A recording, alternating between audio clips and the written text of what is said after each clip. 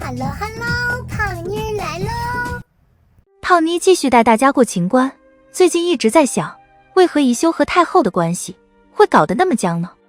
不仅仅是甄嬛出宫后，宜修自是翅膀硬了，主动和太后翻脸。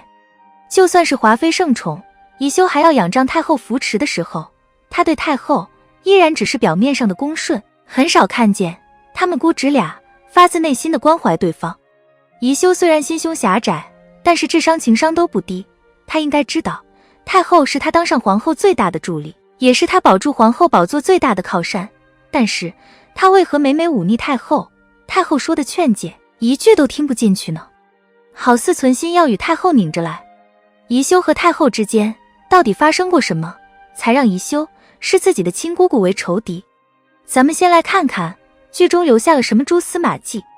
温宜生日宴之后，宜修触景伤情，又想起他早夭的红辉。宜修说，只是本宫看见温宜那孩子，便想起本宫的红辉周岁礼时的样子。红辉2岁时便会认字了。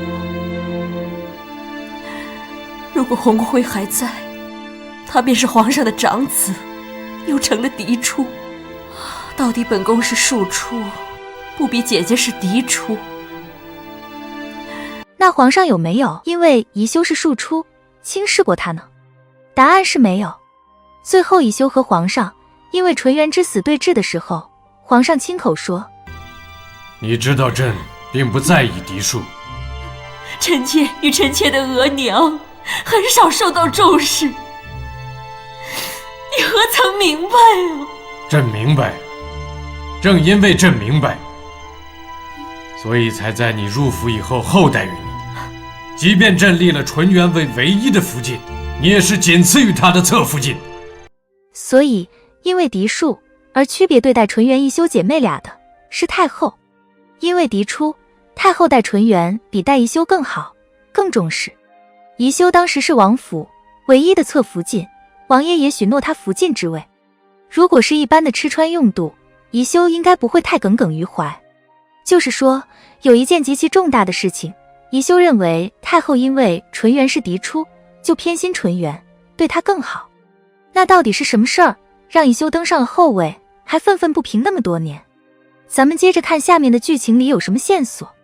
纯元故衣事件是剧中非常重要的一场戏。宜修怎么知道酷似纯元的甄嬛穿了这件纯元故衣，皇上会万难饶恕呢？宜修亲口说，其他的衣服也就算了，偏偏是这件衣服到底有什么特殊的，可以让皇上雷霆大怒，甚至怀疑甄嬛的忠诚。宜修透露了一些细节，这是姐姐第一次入王府看臣妾的时候穿的。皇上脸色凝重说，自然是不能忘的，脱下来。我们来捋捋时间线。一开始宜修嫁入王府为侧福晋，皇上对她还算厚待，甚至让宜修产生了她真爱我的幻觉。后来宜修怀了王爷的第一个孩子，王爷亲口答允，等宜修生下孩子就册封她为福晋。而此时雍亲王已经在九王夺嫡的过程中占了上风，很有可能继承大统。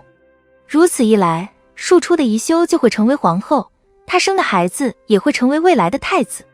就在这个节骨眼上，宜修的嫡出姐姐纯元穿着僭越的类似皇上妃子的衣服来见王爷。雍亲王对她一见钟情，不顾他对宜修许下的诺言，执意要立纯元为福晋。那后面发生的事情小主们都知道了，这是宫内流传的版本，是可以让人知道的。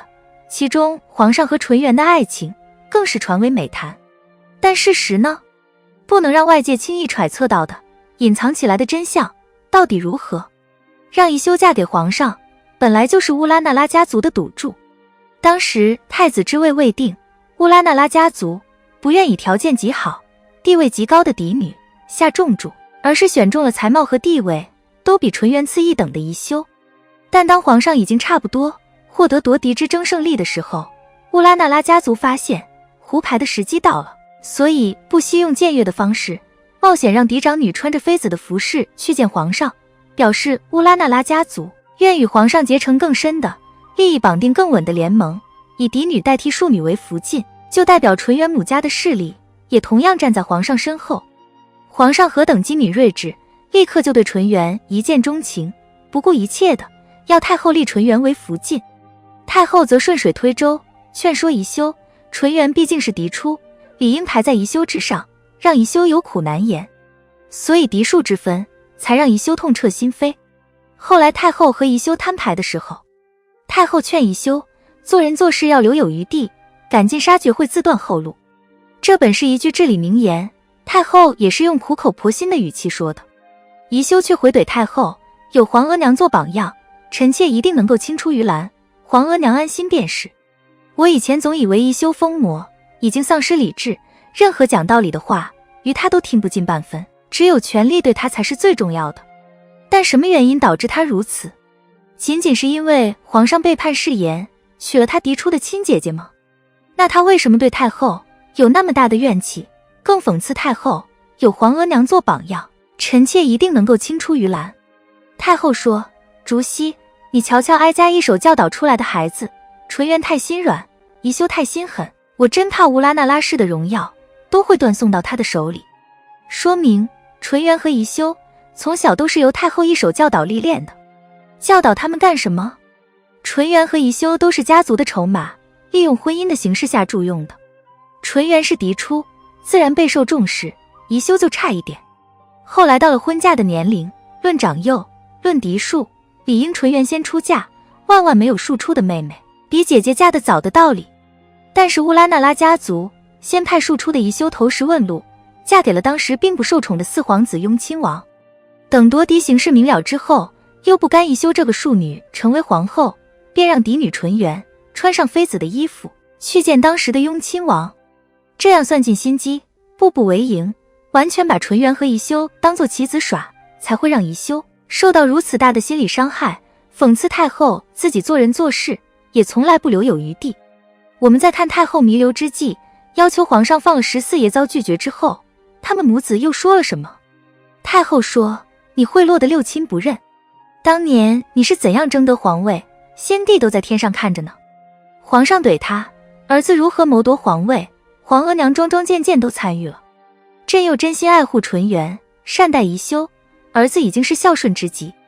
有没有觉得皇上怼太后时的态度和宜修非常像？都是怨怼，是叛逆，是对堂而皇之大道理的唾弃。皇上说，皇额娘为了达到目的费尽心机，桩桩件件我都记着呢，现在你有什么资格来教训我？而且爱护纯元，善待宜修，这两件事是并列的，都是皇上孝心的体现。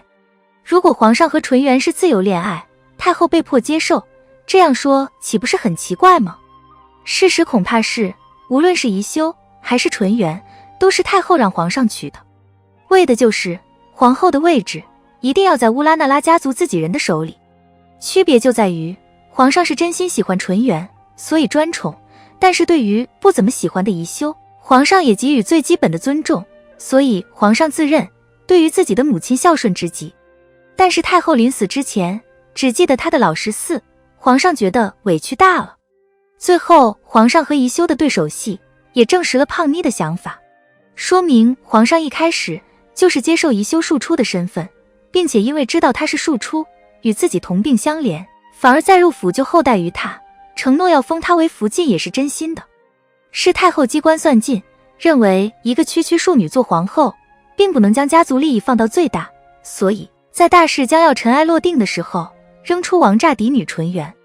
别说纯元还正好是皇上喜欢的类型，就是貌似无言，为了大局，为了表示和乌拉那拉家族深度联盟的诚意，皇上也会接受的。但是皇上没想到宜修会杀纯元，也没有觉得对不起他，因为在这件事上，皇上、纯元、宜修都是权力操控下的棋子，并没有自我选择命运的权利。就算纯元为福晋，为了家族利益，宜修也会是仅次于纯元的侧福晋，所以皇上觉得宜修不该憎恨纯元。但是宜修做不到，他做不到摒弃自我感受，全身心的为家族考虑。他的心灵毁在了嫡庶之分、权势之争上面，最后也在权力面前丧失了自我，成为一个阴冷偏执、毫无怜悯之情的打胎机器。好了，本期的影片就到这里，订阅胖妮，下期更精彩。